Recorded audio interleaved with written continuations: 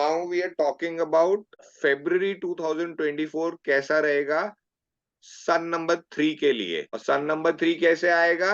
जब आपका birth date plus birth month का टोटल 3 होगा। 20 January will be sun number 3। क्यों? 2 + 0 + 1 = 3, राइट और रॉन्ग? Yes, sir. 21 सितंबर भी आपका क्या होगा? Sun number 3। That is how you calculate the sun number. वरना मैम शायद नहीं जानते थे calculation, right ma'am? Yeah, ma'am. Yes, sir. Sorry. Yeah. Sun number is calculated by adding up your birth date plus the month number. Okay. अब So, सन number 3 फरवरी के लिए, सन number 3 के लिए फरवरी कैसा जाएगा? यहाँ पे अगर हम ओवरऑल थीम की बात करें, क्या चलेगा बताओ तो, कोई बताना चाहेगा? कीवर्ड्स क्या होंगे ओवरऑल थीम के फरवरी के? चलो मैं बताता हूँ। स्टेबिलिटी, प्रैक्टिकलिटी, थोड़ी ज्यादा मेहनत, थोड़ी ज्यादा व्यवस्था, being more organised, paying attention to the details. Sir, little bit slowly. चिंता कर रहे हो, अपलोड हो जाएगा, लिखो मत, समझ लो। Sir, what stability, stability, practical. Stability, practicality, hard work, organization, be it you are organizing your life or your things or your emotions or your work or whatever, paying attention to details, ये सब कुछ, चाहे आप whether you're being practical, hard working, trying to organize things or reorganize things, but everything in a very detailed oriented manner, और ये सब करते हुए आप एक बहुत अच्छे भविष्य की नींव डाल रहे होगे। You will be building foundations, very strong foundations. Challenge कहाँ पे आएगा इन एनर्जीज में, इस थीम में? Rigidity in your thought, overwork, अपने आप को कैपेसिटी से बाहर जाके काम करके अपने आप को थका देना, और हार्ड वर्क के चक्कर में neglecting your emotional state and emotional needs. और कुछ लोगों के लिए एक चैलेंज होगा बदलाव का डर, वो सताएगा इनको। This is what they have to overcome. ठीक है जी, ओवरऑल एक एनर्जी कॉम्बिनेशंस है सन नंबर 3 के लिए मंथ ऑफ February 2024 के। अब किस तरह के एक्सपीरियंसेस होंगे यहाँ पे? ये थीम है, ये एनर्जी है, ये चैलेंजेस है, इन सब से किस तरह की इवेंट्स या किस तरह से मंथ जाएगा? Maximum people will by default, कहते हैं ना, वो सिचुएशंस या सर्कमस्टेंसेस ऐसे आएंगे कि they will find themselves trying to maintain a balance in everyday things, long term, short term. एक बैलेंस बनाने की जरूरत महसूस होगी। आपका एक कोशिश होगी कि मैं चीजों में बैलेंस लेके आऊं, खास करके with respect to the need for structure and stability. चीजों को स्टेबलाइज करने की कोशिश या जरूरत पड़ेगी, व्यवस्थित करने की जरूरत पड़ेगी। एक्सपेंशन करनी है लेकिन संभल के करनी है, और अंधाधुंध एक्सपेंशन नहीं करनी है, एक तरीके से आगे बढ़ना है, एक स्ट्रक्चर और एक स्टेबिलिटी के साथ आगे बढ़ना है। That will be the kind of situations they will face. Second most important क्या होगा? नॉर्मल के कंपैरिजन में आप कह सकते हो कोलैबोरेशंस, पार्टनरशिप्स और टीम वर्क जो है वो सबसे ज्यादा सेंटर स्टेज लेंगे आपकी इन चीजों को पूरा करने के लिए। जो चीजें हमने ऊपर डिस्कस की हैं वहां पे कहीं पे भी अकेले रिजल्ट्स लेना मुश्किल हो जाएगा। अब यहाँ पे एक छोटा सा चैलेंज क्या है कि yes, you have to build partnerships to achieve the goals, you have to work with others through February to achieve your goals और कंप्लीट योर टास्क्स।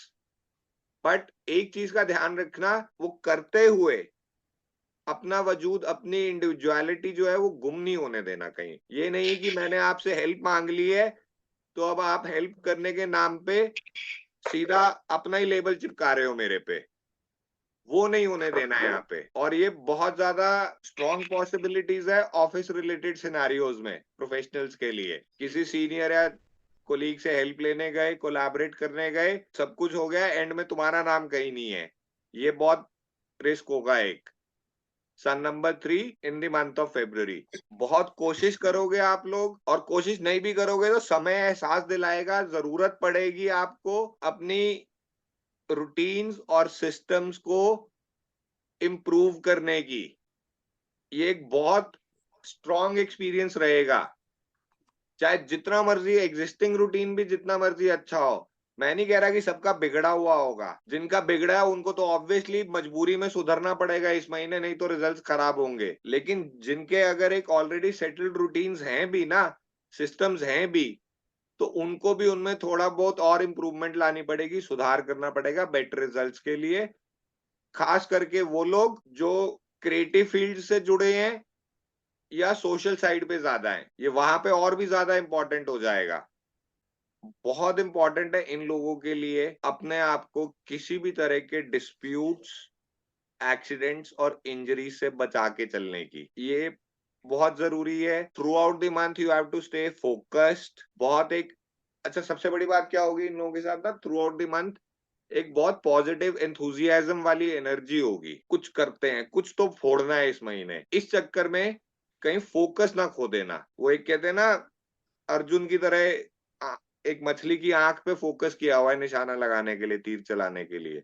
अगर वो फोकस मेंटेन कर लिया तो कमाल कर जाएगा ये फरवरी का महीना, specially with respect to whatever we are discussing medium to long term goals के लिए भी। बहुत अच्छी, बहुत पॉजिटिव एनर्जीज है, बहुत छोटी छोटी सावधानियां हैं, लेकिन वो बहुत इंपॉर्टेंट है। ऑब्स्टेकल्स आएंगे, डिलेज भी आएंगे, 100% आएंगे, बट फोकस नहीं हटाना है। पेशेंटली काम करते रहो, अपने रूटीन से नहीं हटो, अपना सिस्टम फॉलो करते रहो, स्ट्रक्चर बनाते रहो, एंड में गोल्स अचीव होंगे ही होंगे। Just be patient, persistent, and what ever challenges you receive और यू फेस, उनको बहुत ही समझदारी से, स्थिर रहते हुए, एकदम ग्राउंडेड अप्रोच के साथ उनको हैंडल करोगे, हो जाएंगे।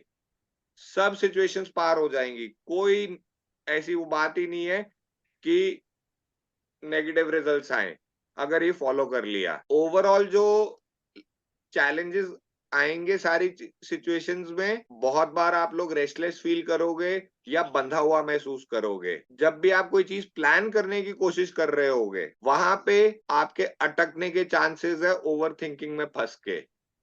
उसका एक सिंपल सा सोल्यूशन है, go by your gut feeling or trust your intuition. The moment you sit down to plan something in the month of February, क्योंकि एनर्जीज ऐसी हैं वो आपको ओवर थिंकिंग में डाल के फंसा सकती हैं कि too much of thinking not leading to any action. उससे बचने का सीधा साधा उपाय है, अपनी इंट्यूशन और गट फीलिंग फॉलो करो एंड गो अहेड। उस हिसाब से उन चीजों को आगे ले जाओ। तीसरा सबसे बड़ा चैलेंज क्या होगा, अगर आप सिर्फ और सिर्फ प्रैक्टिकलिटी और एग्जीक्यूशन पे ध्यान दोगे और अपनी इमोशनल मेंटल वेलबींग पे ध्यान नहीं दोगे, तो फिर by the second half of the month और the end of the month आते आते आपको उसके, और फिर ये आपका मार्च भी खराब करेंगे हेल्थ खराब होने की वजह से। ये किसी कीमत पे नहीं होने देना। इसीलिए बात हो रही है स्ट्रक्चर की, सिस्टम की, रूटीन की, ताकि सब कुछ बैलेंस्ड हो। खाली काम या खाली मैंने ये डिसाइड किया ये गोल अचीव करना है, ये टास्क अचीव करना है, उस चक्कर में पूरा झोंक दिया, वो that will not help you. वो at the end of the month फिर दूसरी साइड पे नेगेटिव रिजल्ट्स देगा। क्लियर है? कोई क्वेश्चंस यहाँ तक?